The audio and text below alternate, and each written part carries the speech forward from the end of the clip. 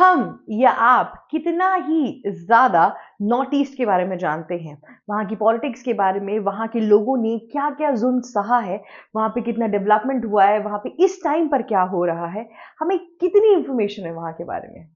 आधे टाइम तो न्यूज़पेपर की खबरों में अरुणाचल प्रदेश, मणिपुर और ये सब आता है तो आप उसे सीधा एक पेज पलट के रख देते हैं। एज़ सच हमने आज तक समझा ही नहीं है ढंग से, ना ही जाना है कि उनकी पॉलिटिक्स और उनकी चीज़ों में क्या हो रहा है इस टाइम पर। फिलहाल तो बात करते हैं आसाम इलेक्शन की, जो कि है अगले साल। आसाम इलेक्शन सामने आने वाला है और आरएसएस के मोहन भागवत अपनी गतिविधियों में लग चुके हैं। जैसे उन्होंने अपना परचम फैला दिया था वेस्ट बंगाल के अंदर, जहां पे 2000 हिंदू से शुरुआत करते करते वो आंकड़ा और भी आगे गया। उसी वे में वो आसाम की भी धरती पर बस उतरने ही वाले हैं और वहां से शुरू होगा बीजेपी और आरएसएस का अलायंस, और जिससे कैंपेन शुरू होगा अगले इलेक्शन के लिए।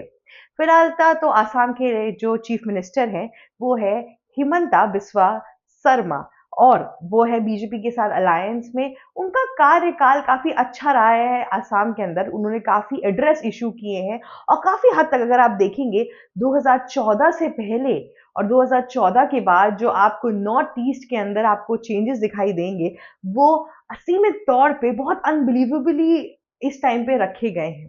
अब फॉरेनर आते हैं, अलग अलग जगह से, दुनिया से लोग आते हैं और कहते हैं मेघालय देखा है क्या कभी ढंग से, आसाम की जगहें देखी हैं क्या तुमने, कभी नॉर्थ ईस्ट पूरा घूमा है। तो इस तरीके का जो टूरिज्म बूस्ट हुआ है आसाम के अंदर, नॉर्थ ईस्ट, पूरे नॉर्थ ईस्ट के अंदर, सेवन सिस्टर्स का जो नाम पूरे के पूरे विश्व में इस टाइम पे फैला है, उसका क्रेडिट जाता है हमारे प्राइम मिनिस्टर नरेंद्र मोदी और बीजेपी गवर्नमेंट को। क्योंकि उसके पहले कांग्रेस काल में या फिर और जितनी पार्टीज आई हैं इंडिया के अंदर, आपको कभी भी वो डेवलपमेंट वहां पे नहीं दिखेगा।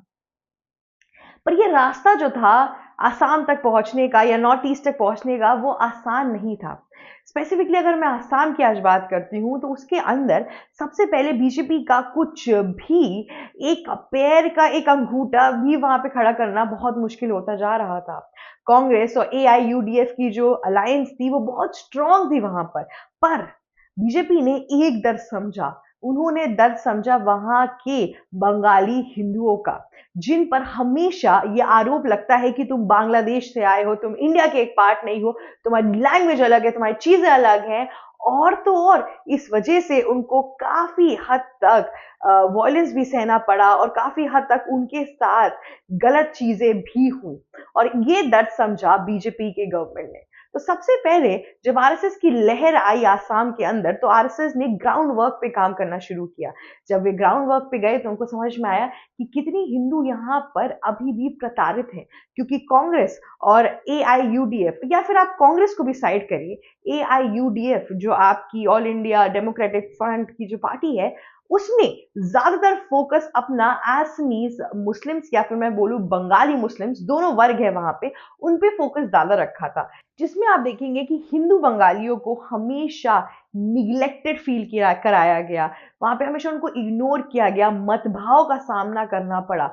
और जिसका एक तोड़ निकाला आरएसएस ने। आरएसएस वहां पर गई, उन्होंने वहां पे एक तो पहली चीज की, आसाम एक बॉर्डर स्टेट है और वहां पे फिर उन्होंने स्कूल कॉलेजेस और जो घुसपैठी घुस कर आते हैं बांग्लादेश से, उनको रोकने के लिए काफी हद तक नीतियां बनाई, मैनिफेस्टोस बनाए, कैंपेन में डाला, जिसने बंगाली हिंदुओं का ही नहीं पूरे आसाम का दिल जीता। और जिसके बाद से अब बीजेपी की जो आप परचम लहरता हुआ देख रहे हैं, वो आरएसएस की बहुत बड़ी देन है।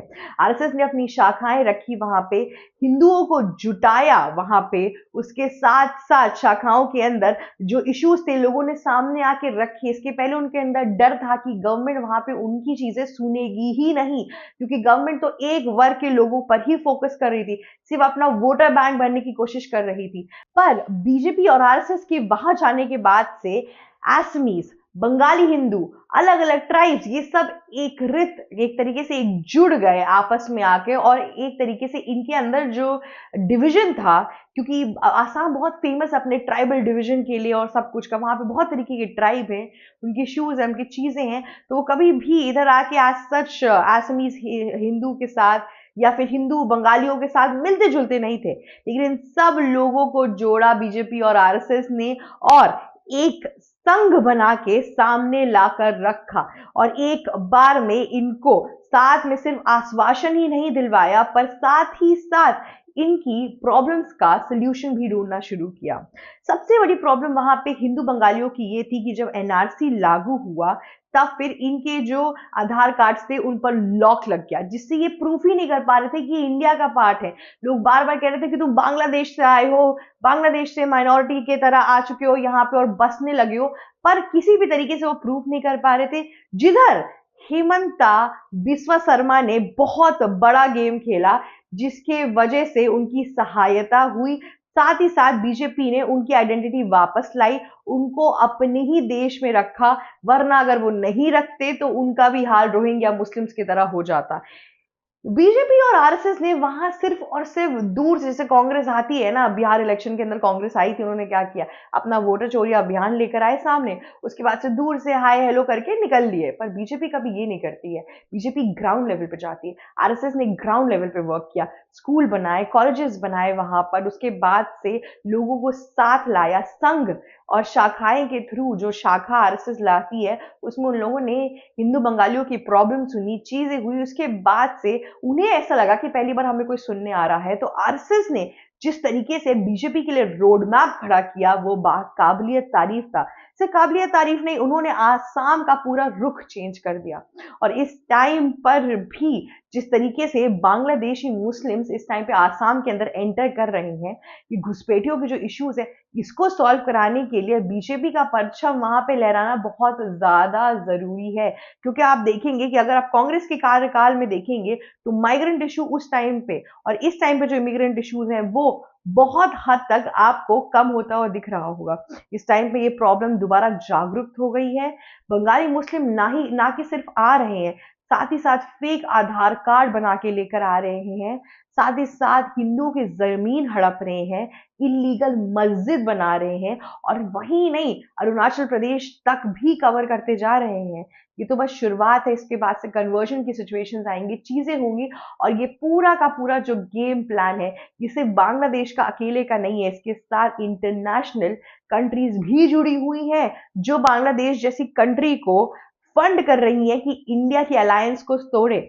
इसलिए इस टाइम पे वोटर बैंक की सिचुएशंस ना आए, इस टाइम पे डिवीजन हिंदू मुस्लिम का ना हो, इस टाइम पे सब एकत्रित होके एक ऐसी गवर्नमेंट को चुनना चाहिए जो वहां के चीजों को संभाल पाए।